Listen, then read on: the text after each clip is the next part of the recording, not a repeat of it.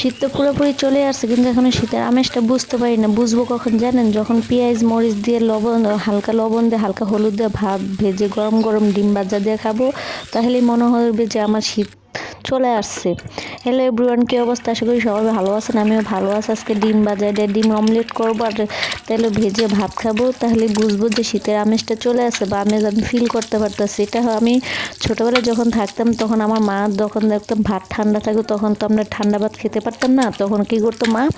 হালকা হলুদ লবণ মরিচ দিয়ে ভেজে দিত, কিন্তু তখন ডিম ভেজে দিত না। তো তখন তো ওরকম মুখের আসলো না, যা দিত তাই সোনা মুখ করে খেয়ে ফেলতাম।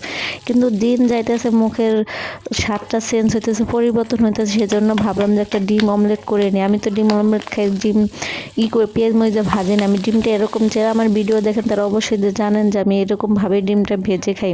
তো ডিমটা ভাজাভাজি হয়ে গেছে ফাইনাল। আর ডিমটা দেখছেন কতটা ছিটাছিটি করছে, মানে ফ্রিজ থেকে নামিয়ে সাথে সাথে দিছি, সেজন্য একটু এরকম হয়েছে, মানে পানি পানি আসলো, তো সেজন্য একটু তেল ছিটা ছিটা, মানে ভয়ে ভয়ে ডিমটা ভাজি। তো ডিমটা ভাজাভাজি শেষে এখন পেঁয়াজ মরিচ ভালো করে ভেজে নিয়ে হলুদ দিয়ে দিছি, অল্প করে লবণ দিয়েছি, দিয়ে এখন ভাতটা ভালো করে ভেজে নিবে। এরকম ভাত ভাজা খেতে কে কে ভালোবাসেন? আমার তো অবশ্যই অনেক ভালো লাগে।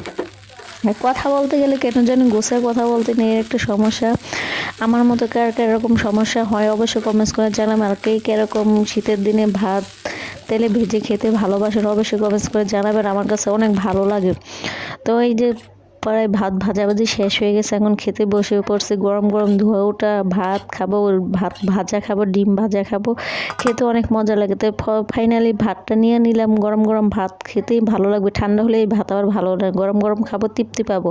আর এই ভাতের সাথে যদি দুটা বড় বড় কাঁচামরিচ হয় তাহলে তার কোনো কথাই না। আমি এরকম ভাতের সাথে একটু কাঁচামরিচ খাওয়ার চেষ্টা করি। এখন ডিম ভাজা দিয়ে দিয়ে ভাত খেয়ে নেবো কাঁচামরিচ দিয়ে। তো কালকের একটু তরকারি আসলে মুরগির তরকারি, সেটা আবার নামিয়ে নিয়েছি, নিয়ে এখন ভালো করে খাওয়া দাওয়া শেষ করব। তাই খাইতে পারতেছে না, এত গরম গরম ধোঁয়া উঠতেছে, খেতে খুবই কষ্ট হয়ে যাইতেছে। যে কাঁচামরিচটা একটা বাইক নিলাম, খুবই ভালো লাগছে। তো আমার ভিডিওটা আজকে কীরকম লাগছে অবশ্যই কমেন্টস করে জানাবেন। তো গরম ভাত খেতে পারতেছি না, সেজন্য ভিডিওটা আর বেশি বড় করব না। তো আজকে ভিডিওটা এই পর্যন্তই। আল্লাহ হাফেজ। সবাই আমার ভিডিওটা একটু শেয়ার করে দিবেন যদি আপুর ভিডিওটা ভালো লাগে। তো এই যে গরম গরম ভাত খাওয়া চলতেছে, তাই কি বলবো বুঝতে পারতেছি না। আবার আরেকটা মরিচ নিয়ে নিচ্ছি, যা বলার বাইরে। আমি মানে ভিডিও দেখতেছে, মুখে লোভ চলে আসতেছে, ভিডিও দেখতে দেখতে মুখে পানি চলে আসতেছে, মানে কথা গুছে যে বলবো সেই ভাষাটাই হারিয়ে ফেলাইছি যে কিভাবে বল, মানে খাওয়া দেখি নিজের মুখে নিজেরই পানি চলে আসে। তো আল্লাহ হাফেজ।